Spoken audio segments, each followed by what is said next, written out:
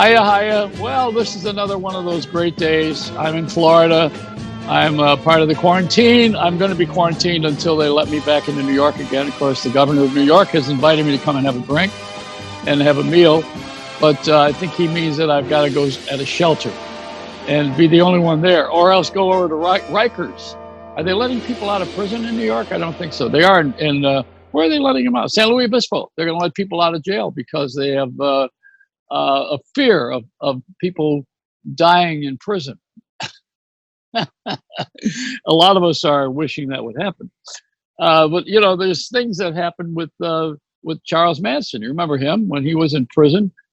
He had complaints, you know. I mean, there's a guy who murdered all these people and that was responsible for the death of Roman Polanski's wife and baby and all these things.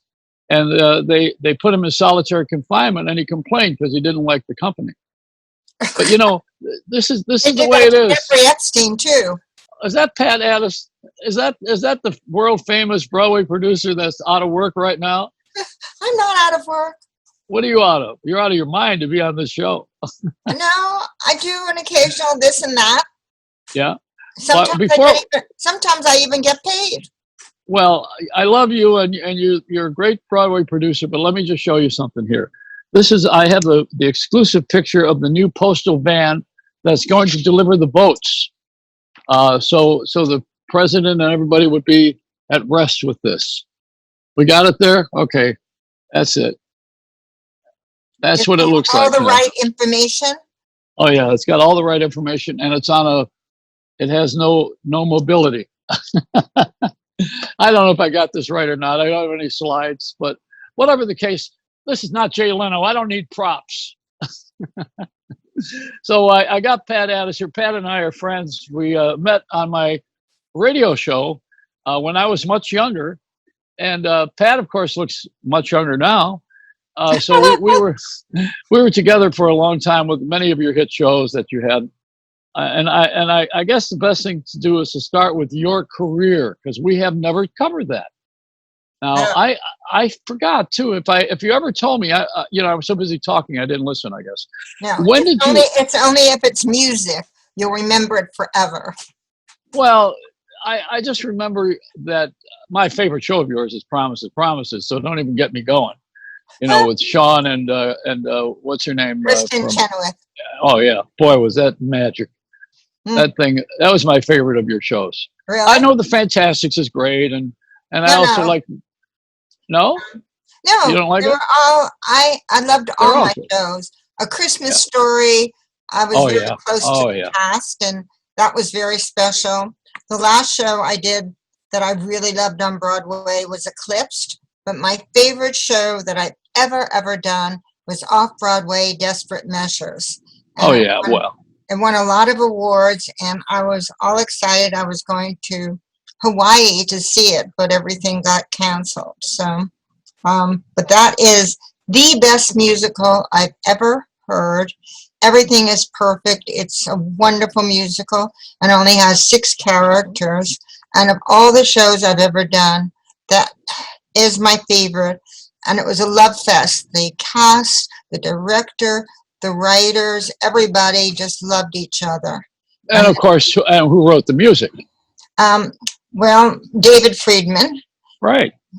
P.S.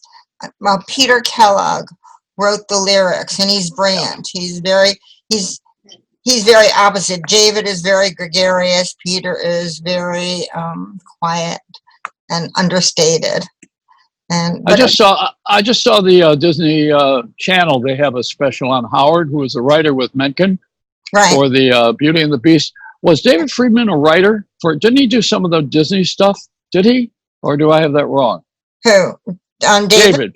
Yeah. And he was very close to Kathy Gifford. And anyway, of all the shows I've ever done, that was my favorite. And it just was such a love fest. Everybody still cares about each other. Unfortunately, we lost the man who played the sheriff. He died before COVID. Yeah. But outside of that, everything is perfect. And you know how many times I have seen that show? I do a little producing. Do you know how many times I saw that show? What show? Desperate Measures. No. 3 times. I've seen it 3 times. I guess I saw it probably 200. Yeah, well, but you're the producer. I mean, I love the music. The music is great in that show. Isn't it? Yeah. Yes. It has everything.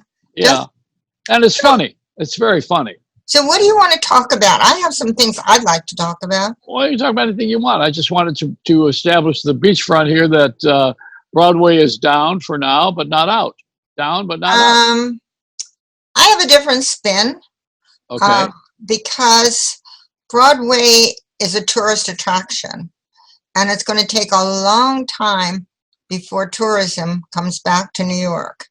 And even if I were to get 1,000 people to buy tickets at full price, I mean, that's just a drop in the bucket. That would last 1 minute, you know, in terms of things. It's going to be very difficult. Also, Broadway did something that was wrong. They took a long time to return people's money, and they refused to return people's money. That gives a very bad impression to people if they come from out of town and they can't get there and they can't get their money back. I guess by now everybody's gotten their money back, but apparently it was a big fight. And I think that's also wrong. It doesn't instill people to want to come to Broadway and spend their money. Now, the publicity is really bad. Hell's Kitchen is a mess. They've allowed all the homeless people there, so it's become a crack place with lots of bottles around and needles and the same thing. Which is what it was. It was that way. Right, before it was cleaned up. Yeah. Yeah, and Giuliani came in, they built the Manhattan Plaza, which is the big apartment building on 9th Avenue. And that's the one that really, they had a hard time renting apartments because they were in the bad neighborhood.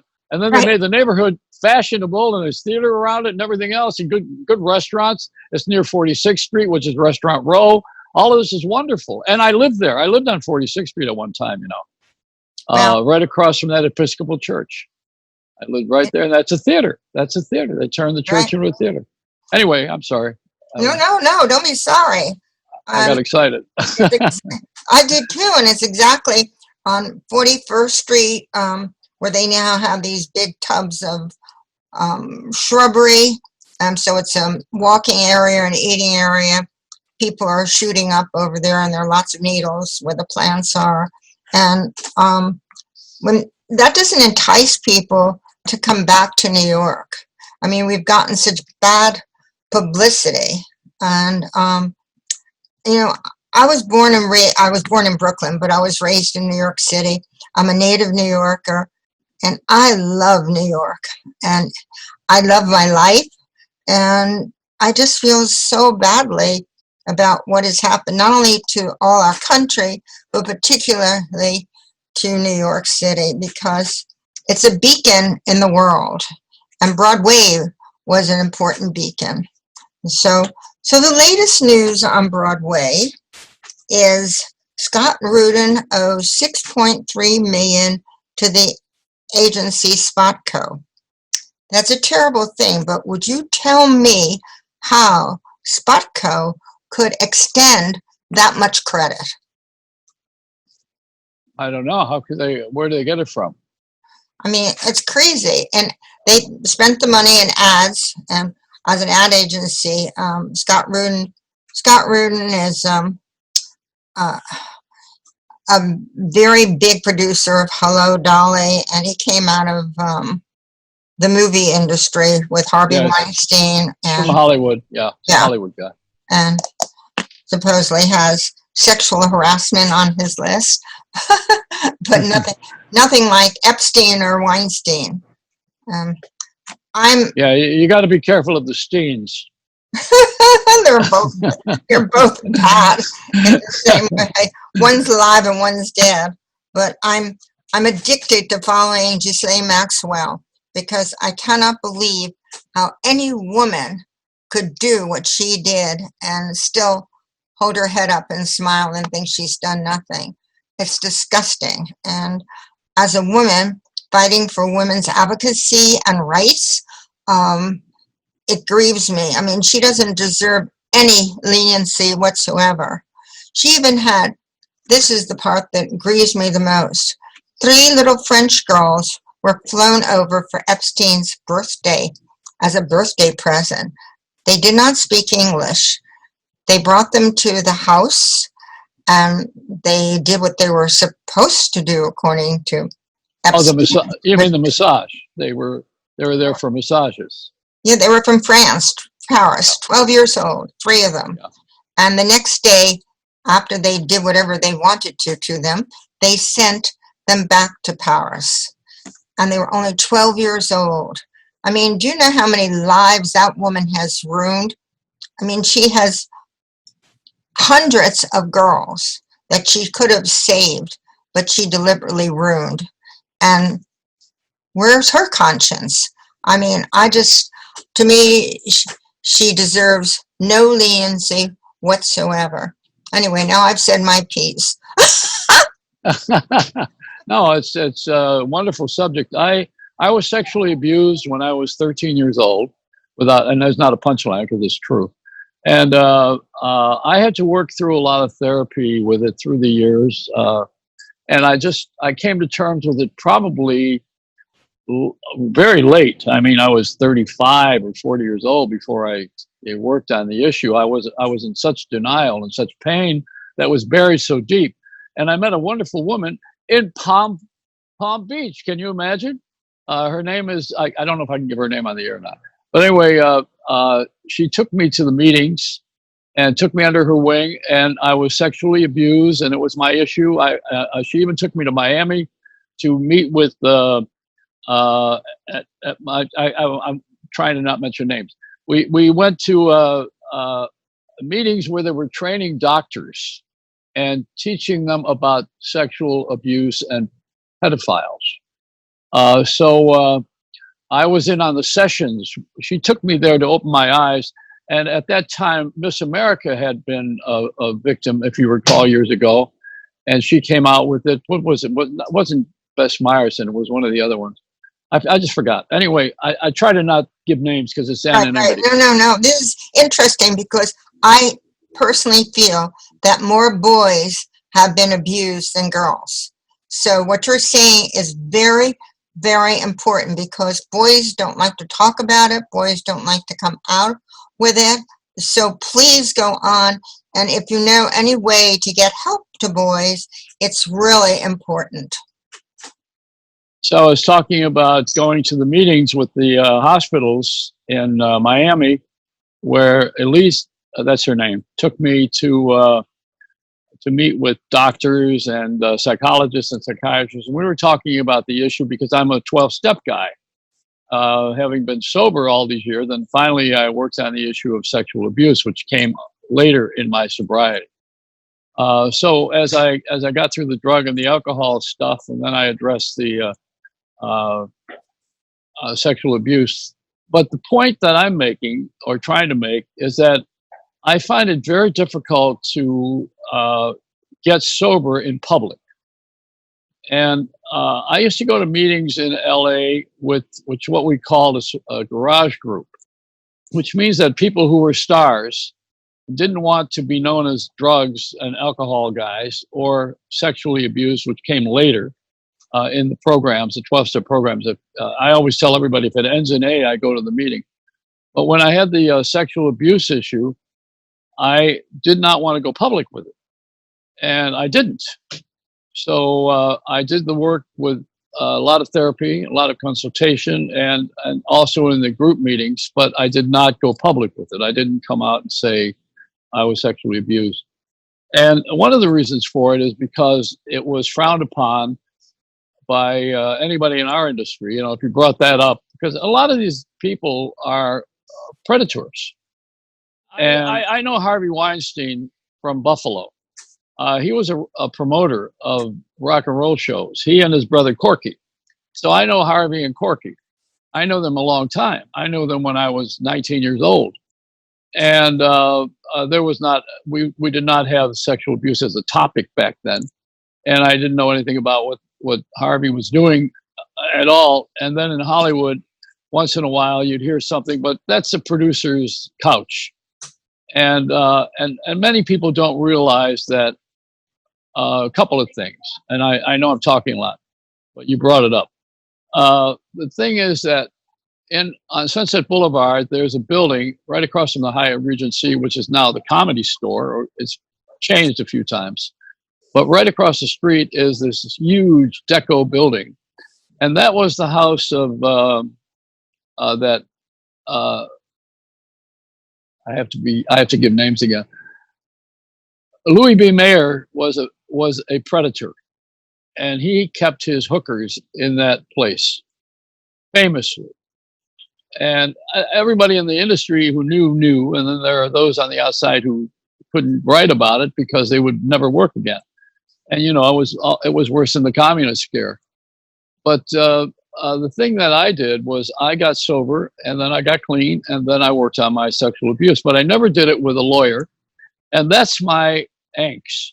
I think doing this on television with a lawyer smells of money, and I don't like money as an issue. Now, in the 12-step programs, it's free. It's not about money. It's the most democratic organization in the world. You want to put $1 in the hat, you put $1 in the hat. You don't want to pay anything, you don't. You want to talk, you talk. If you don't, you don't. You want to say you're alcoholic, you're an addict, you can say it. If you don't, you don't. It's all very democratic, and nobody charges anything for anybody for anything. But all of a sudden, we have these lawyers that are so ridiculously after Epstein's money. See, that's the part I don't like. Now, I think you're right. I mean, I know you're right. No one, priests were troubled with this and moved around famously. Spotlight opened that up a bit, I think, in Boston, for one thing. I think the church has addressed that issue with this current pope. I think there's a lot of foolishness that goes on behind the scenes anyway in television, and we see some of the people lost their gigs. But primarily, they've lost their gigs because they were cost a lot of money, like Bill O'Reilly, and they're high paid. And when I smell the money thing, it takes my nose away from the issue. Now, that doesn't mean that it shouldn't be addressed. Don't get me wrong. And also, it's never acceptable. It's immoral and unholy and terrible. And it does ruin a person's life, any of the sexual abuse. And I have been a victim, but I worked through it through the 12-step programs. Look how long it took you. And a lot of people never repair from it. I frankly, and this is long before it just happened, I've been involved in several plays about this, about male abuse, because I firmly believe there's more male abuse than female abuse. But boys will not talk about it. Girls, first of all, girls can get pregnant, and girls talk more than boys. And it's been a very difficult thing to have boys come forward, particularly if it was their father or their uncle or their brother, and they still have to live in that family. They're better off living in that family than being shuttered around from pillar to post. And sometimes when they go into another family, they get abused there too, and then they don't have any comfort of their homes. So I just feel that it's important that it all comes out. But I think more has to be said about boys. It's not just the Catholic Church. And you're not the Catholic Church, so you prove my point. And I just, if I have any crusade, it's to make people understand that this is so wrong. I mean, how sick are all these people that they have to go after little kids? I mean, this is a sickness, and it's sad that so many people have this sickness, because once you have this sickness, I don't believe they can ever be repaired. It's always going to be there, but they have to learn how not to be tempted by it. And do it with adults. Don't do it with kids. And even with adults, on a global basis, I think it's a bad ad to say that if you do this, you're going to be rewarded with 12 virgins when you get to heaven. I mean, what is that all about? That's a reward that shouldn't be a reward. I mean, of course, they're. That's just saying that they're going to go to heaven, but we know otherwise. Yes, we do. And or in my belief system, we do. Everybody's different on this planet. We have a lot of personalities, but we have a lot in common. And the thing that we have in common is, in our country, is we have a set of morals. And when we follow them, then we don't lie. But, it's difficult now during this political season to figure out who's lying. It's loaded. It's loaded with lies. And some of them are so sick, they don't even know that they are in the middle of some sort of a story that shouldn't be told. Well, it's difficult. That's true of a lot of liars. They lie so much they really believe it. That's pathological. And then there's your story, my story, and the real story. Yeah. Because everybody sees something from their point of view. Just like I see something from a female point of view. You see things from a male point of view. A lot of it is crossover, but it's still different because our psyche and our bodies are different.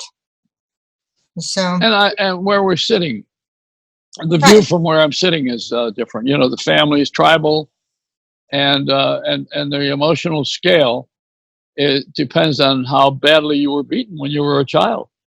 That has a lot to do with it too.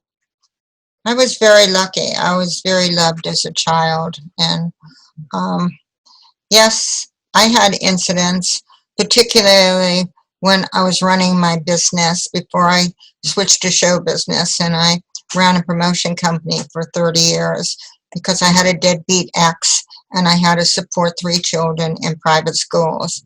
And I had guys hit on me all the time. I never thought about it until all this has come up, and suddenly you start thinking about, people say, were you ever hit on? And then I start thinking of different times when I had been hit on. And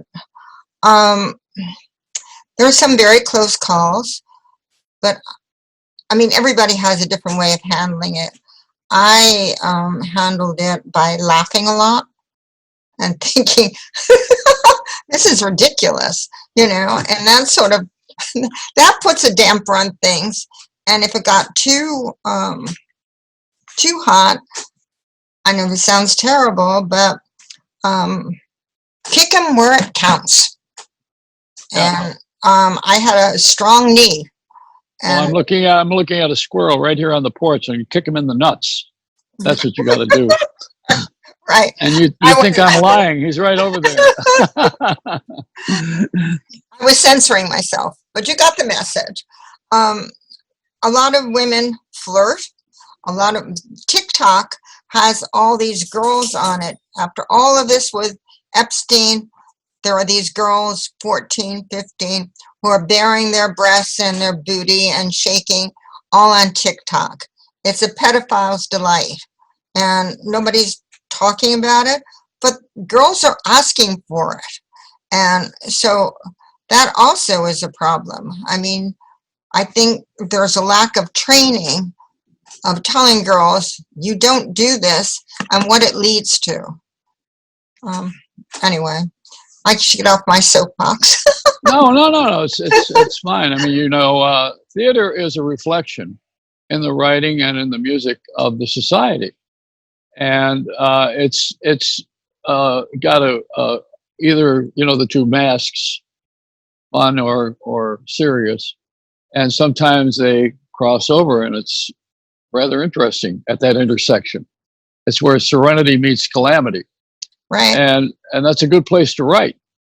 I don't think that some people have written things that they unwittingly, for instance, let's say Walt Disney. I mean, of all the pure companies we grew up with, there's people who object to Bambi, the deer being killed. There's those with Snow White living with 7 dwarfs. I mean, people could find something wrong with Uncle Remus because he was a black guy that trained a white kid. Oh, I know. I mean, it's stupid. Ridiculous. It's just really because where are we going with all of this? I mean, is that theater? They're trying to rewrite history, and I think that's wrong. I think we're stuck with our history, and we should move on and show how we've moved on rather than try to erase it. You can't erase it. It's there forever. And it just annoys me that they're doing that. And you know, I have quite a few wonderful Black friends, and they work, and I met several that I adore through doing Eclipsed. I've done several Black plays, but you can't just force Black into shows. If it's a Jewish mother, you don't, you know, you need to be true any more than I think that Black shows should have white people, like Eclipsed, which I produced, which I loved, and it was about Lebanese rape slaves, and Liberian rape slaves have to be Black. Now, I don't want white women playing those roles. It doesn't make any sense. So I think the thing has gone really over the top. What they should do is, instead of marching and protesting, do positive things, helping train young people, educate them, become a big brother or big sister, and help little Black children. I think that's where we need to go. We can help and educate. And they've been shortchanged. And I understand that. I mean, we have to realize that, what is it, 100 or so years ago, they weren't allowed to read or write. And, you know, so things have to go through education. Joey, I had no idea that there was so much hatred in America, because I live in New York City. I have Black friends, white friends. It doesn't matter. We're all the same. It's just the color of our skin. We all have to have a liver, a spleen, all the component parts, and it's just the color of our skin. So I had no idea that there's such deep, deep hatred. That's where we also have to educate. Churches should do more of having Black and white families meet for dinner, and so they understand that we are basically all the same and have all the same needs. We all have to have water. We all have to have food. And I think, as I say, it's through education, not taking down a statue, not taking down a flag. It's helping people understand. I was appalled. There was, they tried to lynch a guy in Indiana a couple of weeks ago after all of this. So you know, the hatred is there, and that's what we have to work on. I think somewhere along the line we have a job in theater to entertain and inform, and we're doing it. I think we're doing that. I think we're doing it in film. I watch a lot of really good things. Documentaries are now acceptable. They weren't when I was a kid. There was only one. That was Mondo Cane, and that was it. And the newsreels from overseas, which was the news. We didn't have television as much. And, you know, the fact of the matter is that people now are all over the place, and we lack direction. There's got to be a voice somewhere that's a common voice that everybody's attracted to. It's a hum. I tell the story about how we are now putting our efforts into going to another planet to discover this other place, because we've already ruined this one. So now why not go to another one, and let's do a job on that. So we go to another planet. We got the Black and the white people and the Indians and the Chinese, the Asians, whatever, Latins. Everybody is in the spaceship. We go to another planet and find out they're all blue. So all the blue people hate us. It'll be well, they wrote it. They had a play, Blue Man and Troop.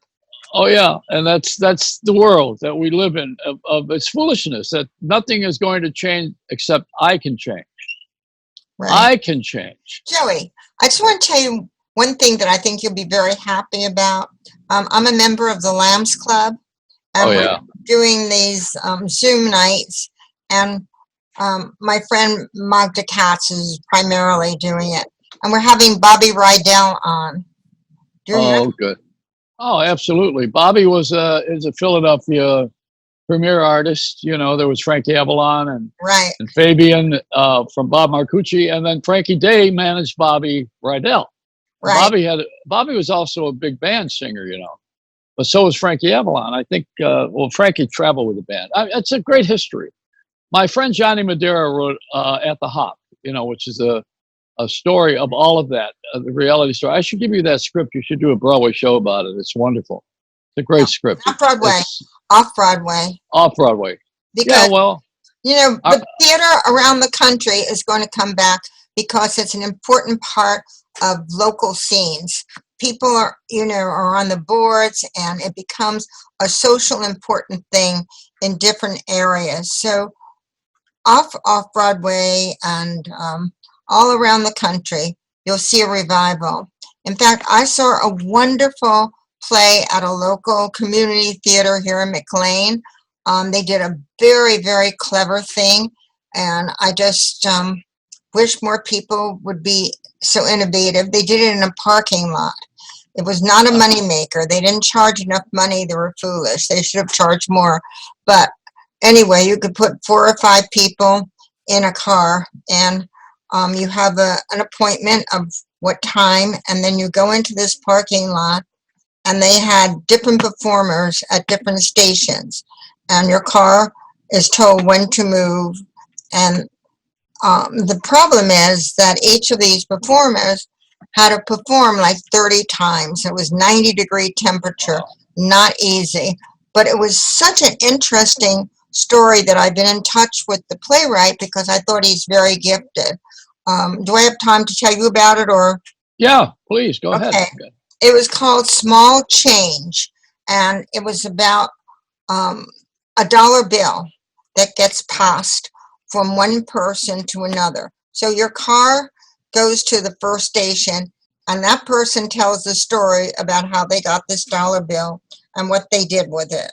Then your car moves to the next station, and the next actor talks about the dollar bill and what he did with it. And it goes on and on to all these different people.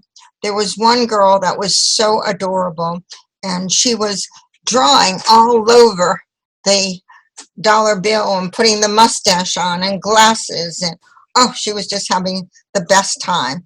And then it was passed to another person. There was one that was passed to a Boy Scout. Unfortunately, he should never do show business. You couldn't hear him. We didn't understand one word he was saying. Anyway, most of the actors were pretty good. They're all amateurs, and a 90-degree temperature. As I say, they had to do this 30 times over and over for each car. And the ending was very, very, very sweet. It got to a banker, and he knew that was a dollar bill that the government would never accept because it had been defaced. But he was so fascinated by it that he took it and put a crisp new dollar bill in its stead and kept it. And he retired and kept it in a piggy bank. And he loved that dollar bill because it told the story of all of these people and what had transpired. It was a beautiful story. And that's great. That's great. And you have a dog. You have a dog, don't you? I'm sorry? You have a dog? No, I do have a dog, but and I have a bird. I have a bird. Yeah, that's what's messing all this up now. It's the cockatiel. They can talk. Yeah, but not with me. With me around, they never get a chance. Anyway, so I want to thank you for being here today. And what are you going to do with the change story? What are you going to do with that? Do you think you're going to go around the country with it? I don't own it. I mean, I just was, just a guest, and my daughter bought the ticket. She sounded like something I'd like to do, and she was away for the weekend, and I went with her best friend, who I adore, and we just had such a good time. And I haven't even met the playwright. I've just been in contact with him, so no. But I was going to tell Guy, who has the rights for Desperate Measures across the country, I was going to get in touch with him and see if he could put it around the country. It has to have a parking lot. And the problem is, though, how do you get, the actor has to do it 30 times over and over again. Well, I was talking to my friend Brad Zimmerman, who is a great comic, waiter turned comic.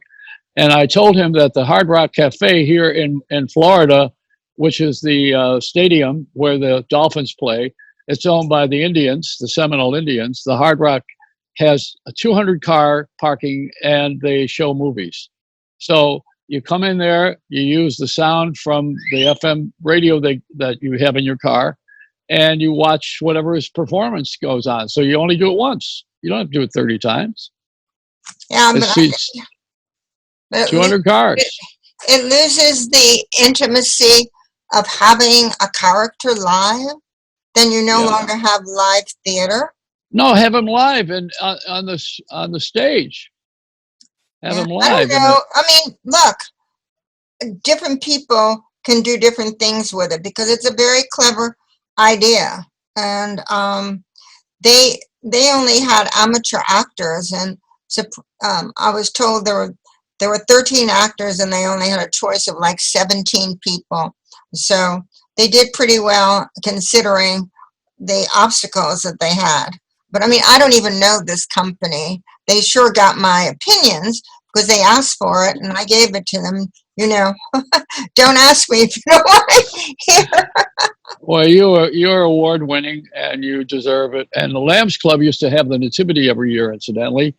It was a jazz nativity, and it was done by, we lost Annie Ross, and she would have Tito Puente, and each of the three musicians, they happen to be the two of them, of the three wise men. Tito Puente, who was else? There was Lionel Hampton, and that was at the Lambs Club. They did the Gift of the Magi at Christmas time, the Nativity at Lambs Club, and that was her contribution every year. Did you know that? I don't know if you knew about that or not. No, and the Lambs Club is no longer on 44th Street. It's now in the Republican Women's Building at 3 West 51st. And that's a Republican Lamb? It must be very...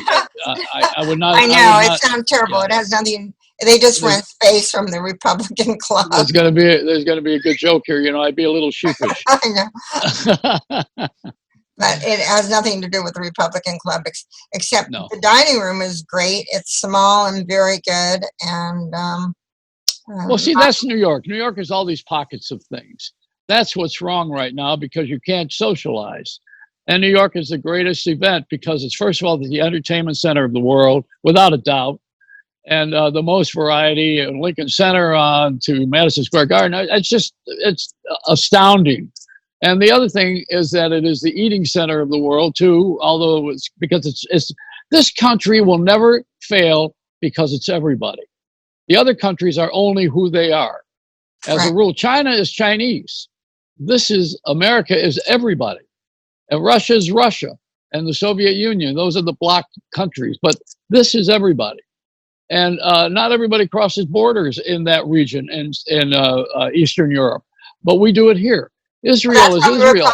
We were called a melting pot. Well, yeah. So now the pot right now is boiled over, and we have a little bit of a problem right now because everybody is going to the Hamptons if they have money. They can't spend it anywhere anyway.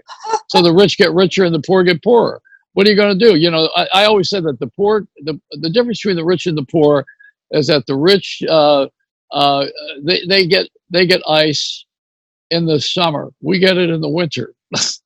So, you know, it's not in Fort Lauderdale. No, well, here we have air conditioning, but you know, we need to have some sort of an accommodation where everybody sits in the same room and talks about these things.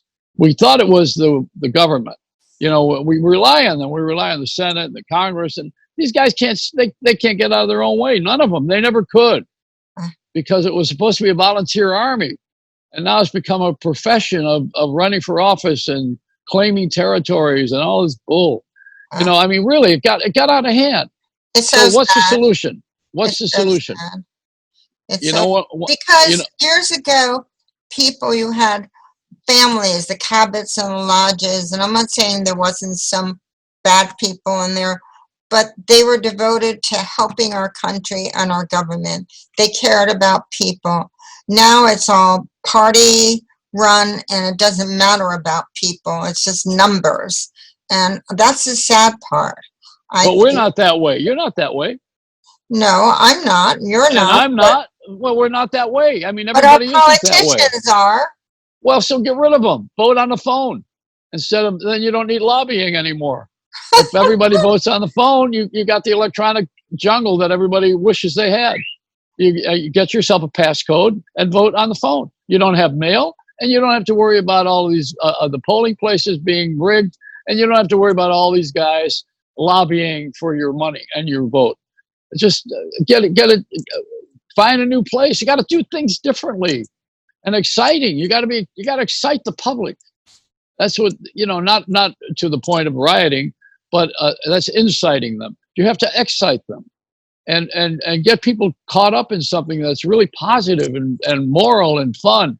And say, hey, wait a minute, you guys, let's go here. This is a great place to be.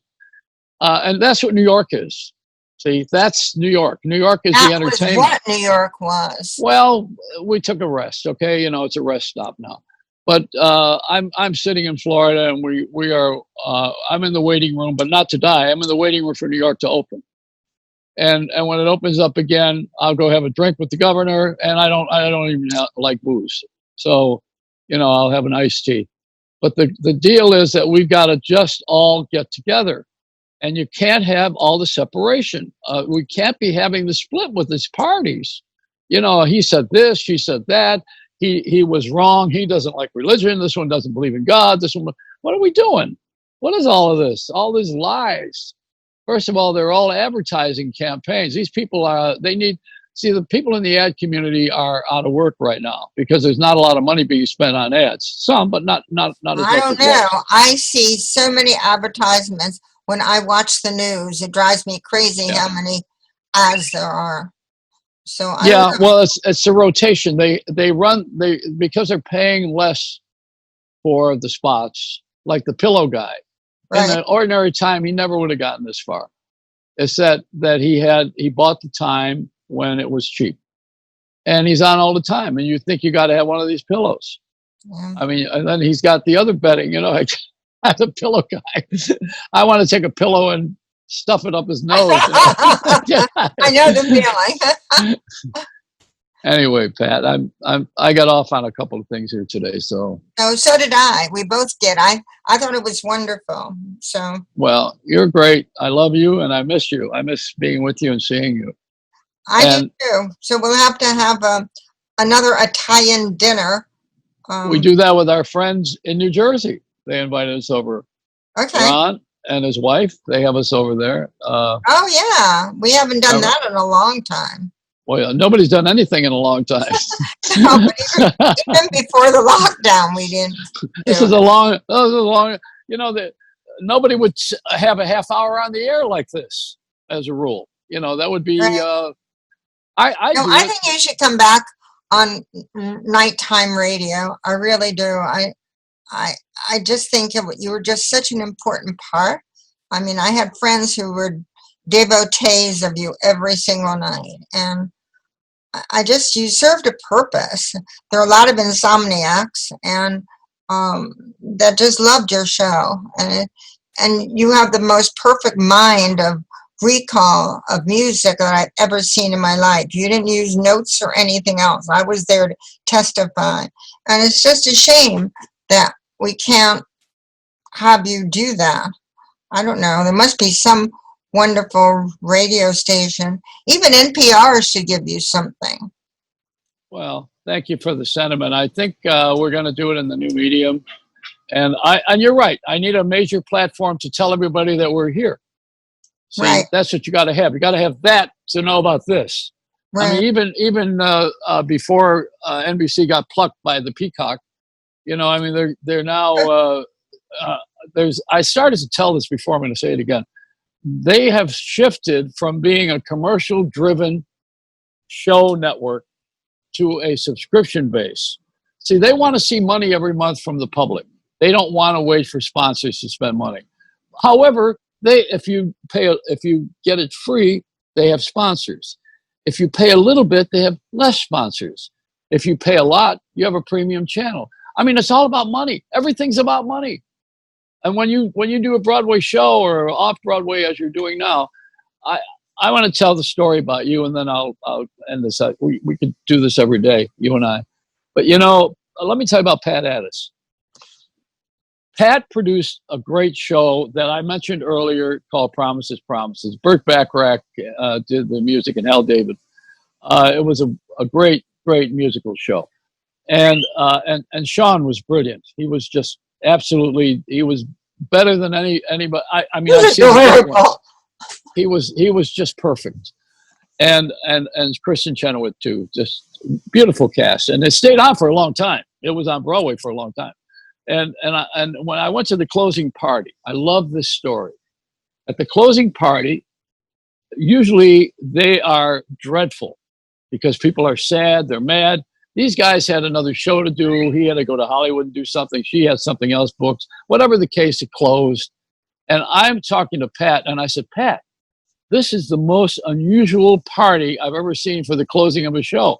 Everybody was eating and having fun, and they were drinking the champagne. And I said, what the hell's going on? Why is it so cheerful? She said, because all the investors got their money back. And I never forgot that. And when they get their money back, everybody's happy. Is that right or wrong?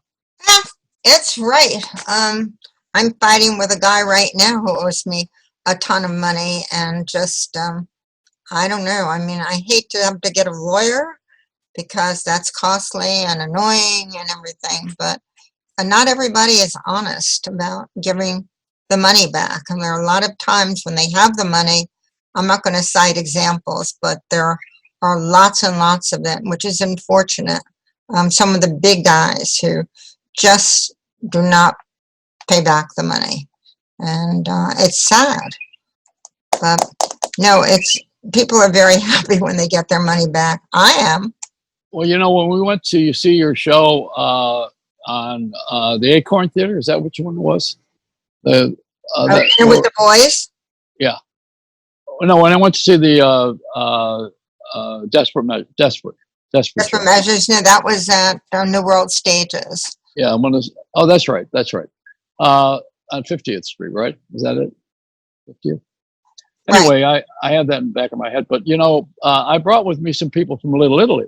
Remember that? I'm sorry? I brought some people from Little Italy with me to that show. Oh, yeah. So you don't need a lawyer? I'm still friends with Karen, Cha-Cha's wife. No, but you don't need a lawyer. We'll just get a couple of guys from Little Italy. Right. The one guy, he was going to do this and he was going to do that, and he did zero. Yeah. Uh-oh. He's a puffer. Another puffer. Oh, God. So Pat remember that. Yeah, I don't remember his name, but I remember. All right, we got to Reynolds wrap this now because I want everybody to remember Pat Addiss's name. She's wonderful. Everything she touches is positive. And this is New York, which is monumental, right? Okay. And remember, half that word is mental. So, Pat, thank you for being with me and with us. And thank you for all the good things you've done. Thank you. Right. I loved it. You made my day. Let a smile be your umbrella, but don't get a mouthful of rain.